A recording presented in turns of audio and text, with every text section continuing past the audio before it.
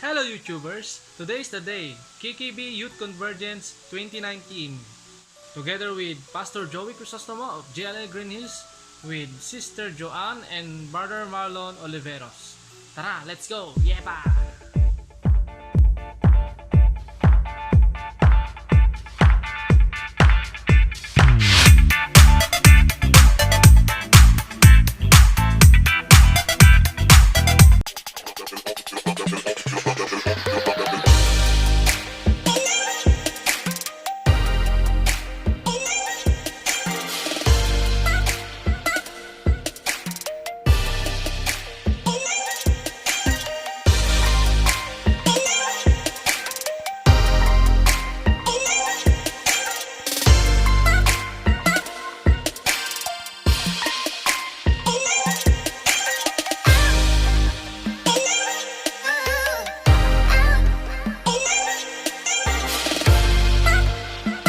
Hello guys, dito na kami sa Dagupan Astrodome para sa KKB Youth Convergence 2019. So, ang speaker namin is Pastor Joey and meron kasi iba namin Sister Joanne Oliveros. Ito yung photo po nila. Ito yung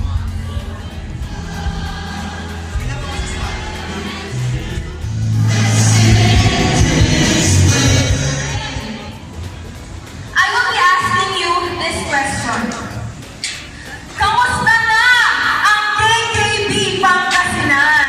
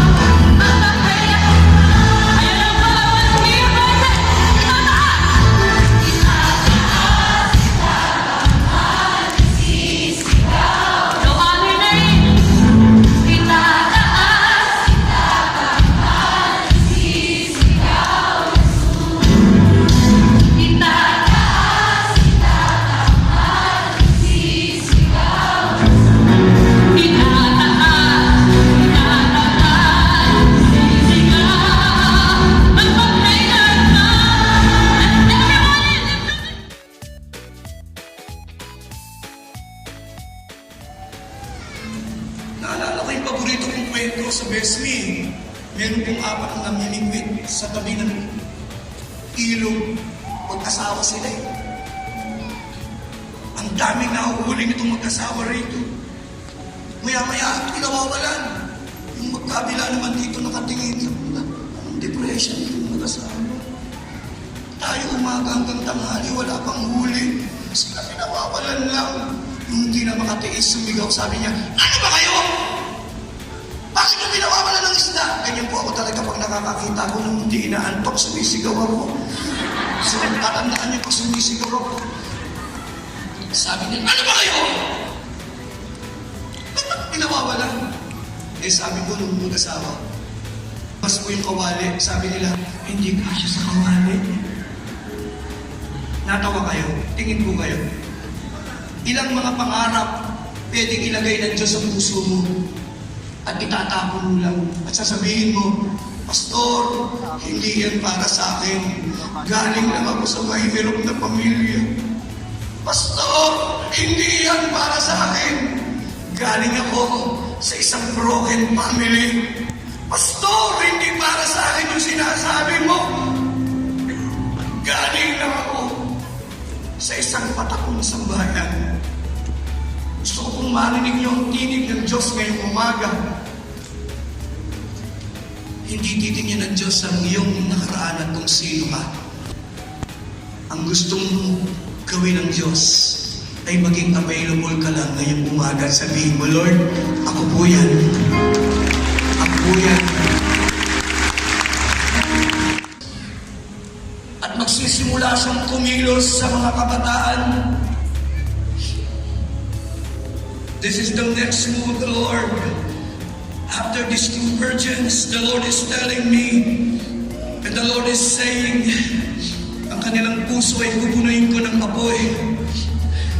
Pure passion to do my will and to live for the Master and for the Kingdom.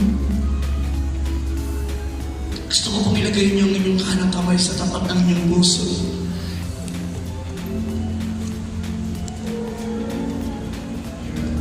Pag-pray po ako na ilagay ng Diyos ang apoy sa puso niyo. Are you ready? Change my heart, I pray. Steer my heart again to pray. The blessed Holy Spirit, come upon me now again today.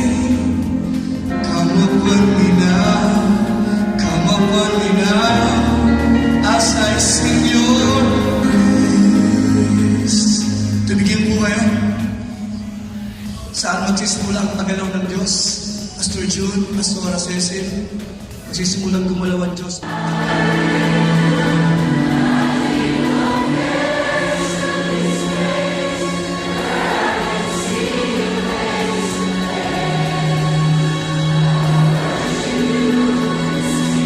Welcome po ang Holy Spirit, mga kabataan sa Pangasinan. Come, Holy Spirit. Welcome.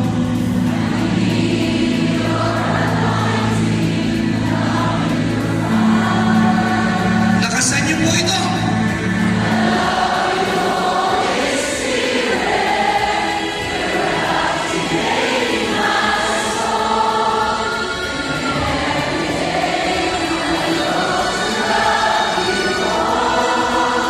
One more time.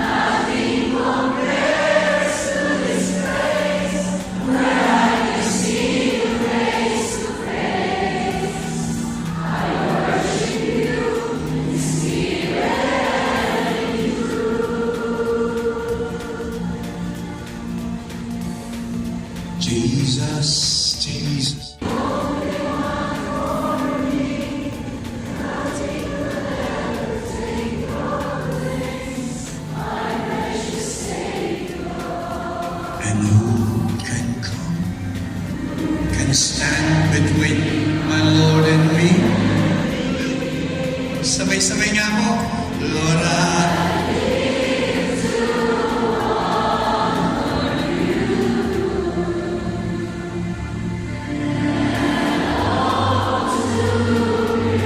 my life.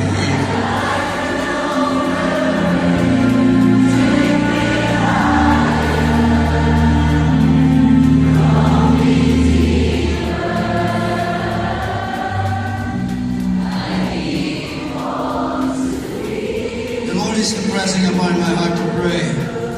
Baba po niyo yung kamay niyo. I will ask.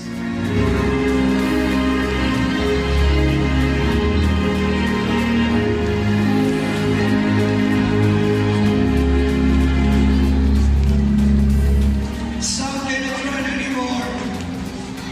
This is fully occupied. Look at me. All you need to do is just stand up and walk 2 or 3 steps wherever you are. I will ask you to go to the altar. Just stand up, walk 2 or 3 steps. Kung saan ka naman tayo, I want to see. You stand up and you walk 1, 2 or 3 or 4 or 5 just to show to the Lord, I will surrender!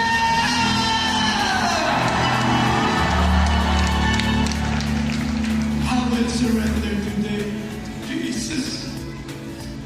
Ang susunod na isang minuto, wala po tayong gagawin kundi buksan ang puso sa Panginoon. Malaya po kayo manalangin. Pour out your heart. Come to the Lord for cleansing. Come to Jesus. Nakikinig po siya sa iyo. Kahit nasa dulo ka ng upuan ngayon, nakikinig siya sa iyo habang binubuksan ng puso mo, habang humihingi ka ng tawad, habang sinasabi mo, Panginoon, patawarin mo ako sa lahat ng aking kasalanan. Panginoong Jesus, linisin mo ako ng iyong dugo.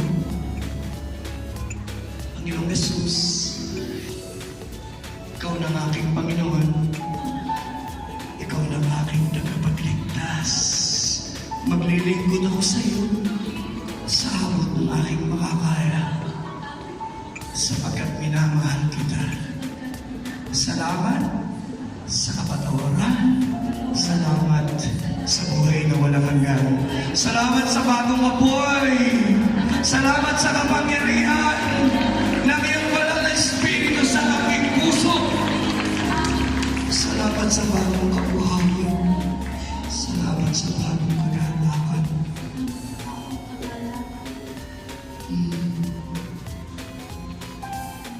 Salamat din natin sa Diyos na nakapiling natin ang ating ruling director ng BESMID, Director Joey Crisostomo. Expectancy, Panginoon, para patuloy namin maranasan ang iyong presensya.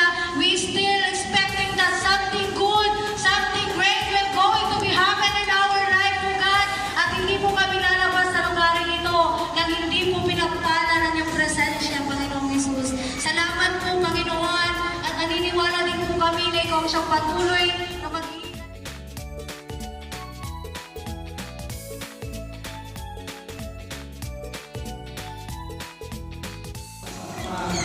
Paunahan niyo.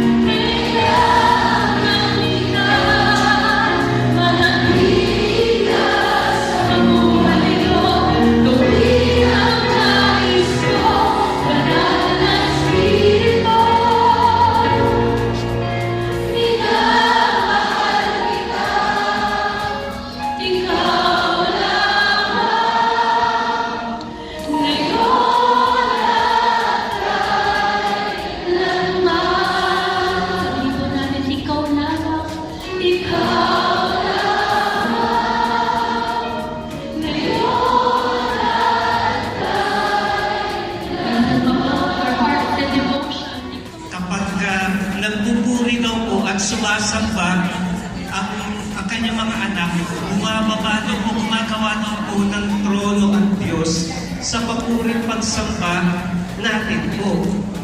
So nung una po, nung ako'y kabataan, hindi ko rin yung maintindihan at Joan. Na parang paano yung bakit siya bumababa? Bakit kailangan niyang katapuin ng bawat isa? Tapos po, nag-involve po ako sa music ministry kasi po nakita ko po yun. Give them a humble heart, a humble spirit, a contrite spirit who trembles at your word. Bless them, Lord, with the anointing of writing music, melodies, and lyrics for your glory. This is our prayer in Jesus' name. Amen and amen. Makikongratulate niyo po ang isa't isa because you heed to the call. Actually po, nasa sa inyo na po yan dahil ang ating pong Pastor Jun Balkin, yung anointing, it will really flow to our generation. Amen? Well, po, bago po kayo bumalik sa upuan po ninyo, encourage ko lang po yung bawat isa. Kami po ni Ate Joan, hindi naman, siguro si Ate Joan, puwera sa akin kasi po musical arranger po talaga ako. Hindi po talaga ako nagsusulat ng awit. But when I encountered the Holy Spirit more intimately in our quiet times, kasi po, may separate room po kami ni Ate Joan ng quiet time. Doon po talaga namin na-encounter yung sweetness ng Holy Spirit. And minsan po, ang outlet po niya is through songs. Minsan po, nagigitara po dalawang progression lang.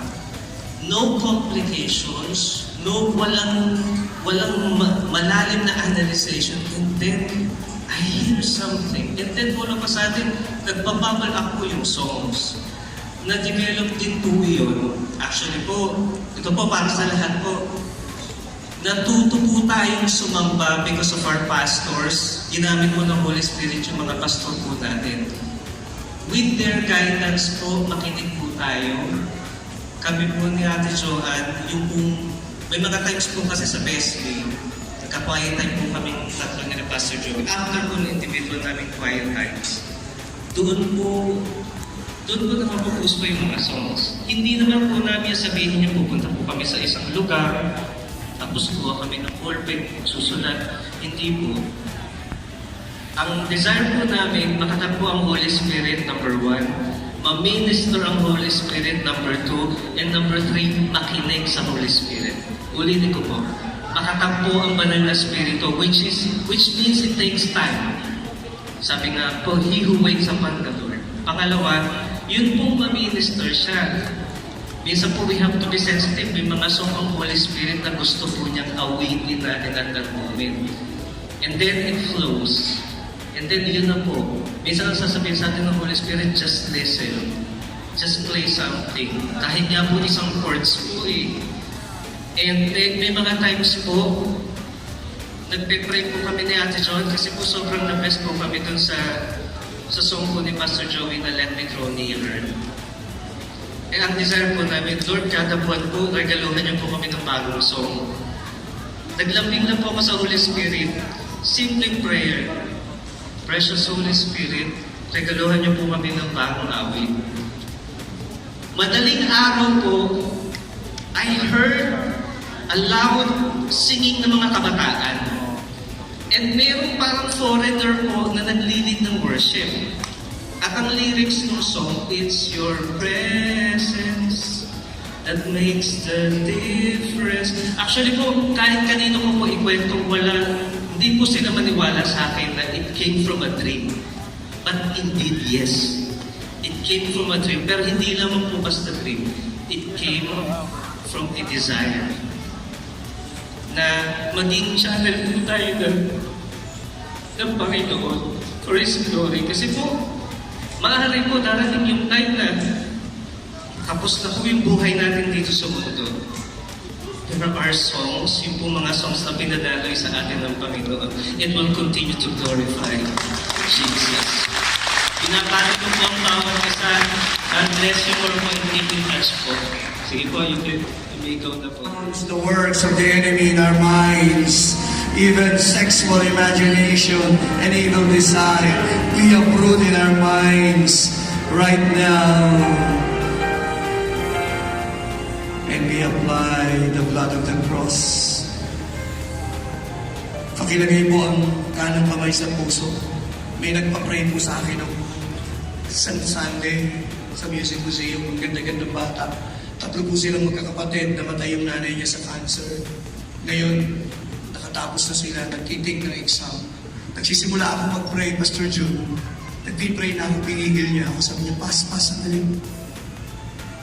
Sabi niya, bakit? Di ba nagpapapray ka na pumasa sa exam? Sabi niya, okay po yun.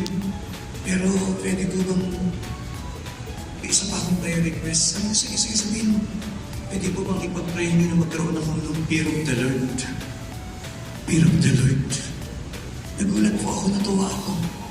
Ang dami niyang pwedeng pa-pray, pero sabi niya sa akin, Pastor, pag-pray niyo na magkaroon ako ng fear of the Lord. Yung fear of the Lord na yun, yun lang po ang maglalayo sa inyo sa masama. Maniwala po kayo. The fear of the Lord.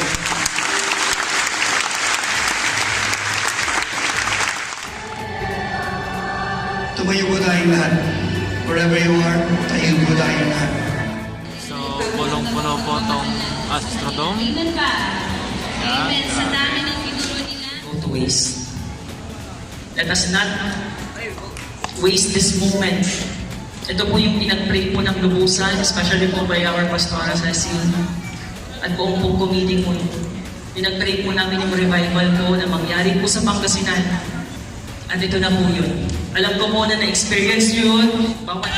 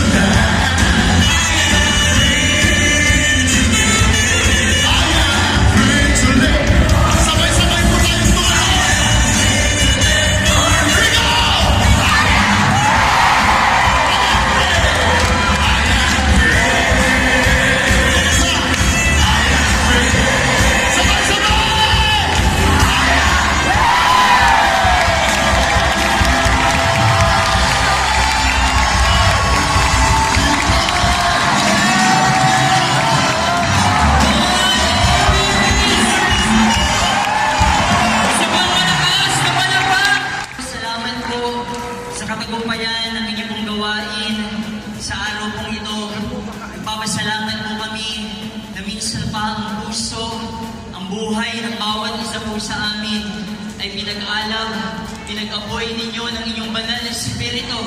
At sa gayon, sa aming pong pagbabalik, sa aming pong mga kanya-kanyang churches, we are transformed, we are revived, we are restored.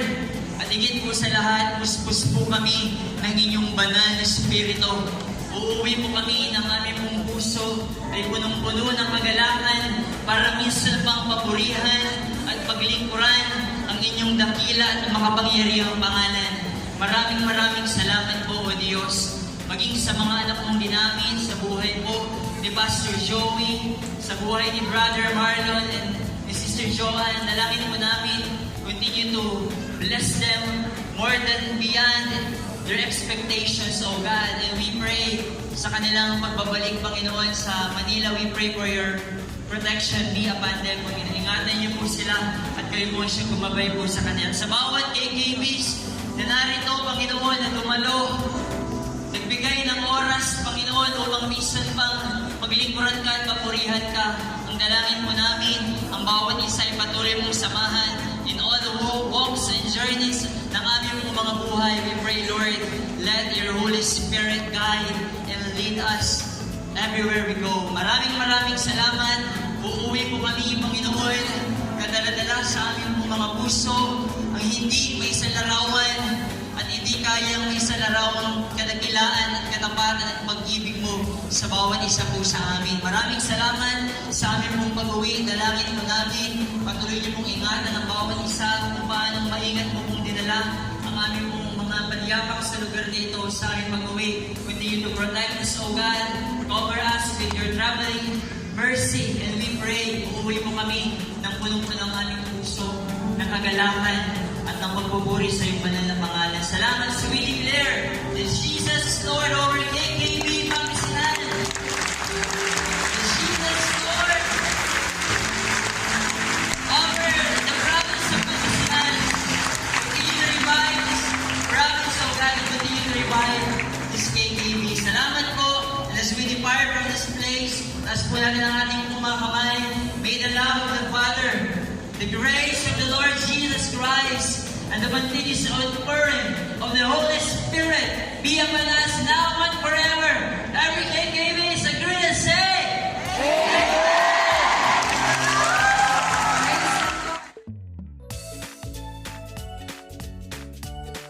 Tapos na yung Youth Convergence and picture taking na. Sikat tayo dito sa gitna. Hello kay Drill, hello kay Gawin Bro. po natin para mas maging masaya yung picture. Yan, daming tao, punong-puno. Punong-puno sa Astrodome. Picture taking na. Hello guys, katatapos lang ng KKB Convergence, Outpouring, and pauwi na kami. Grabe talaga yung movement ng banal na Espiritu doon. Thanks to our guest speaker, Pastor Joey Crisostomo, and Sister Joanne, and Brother Marlon, na ginamit ni Lord para sa aming pong Youth Convergence. And sa lahat ng staff ng KKB Pangasinan, kudos po sa kanila, they done a great job. So don't forget to subscribe on my YouTube channel.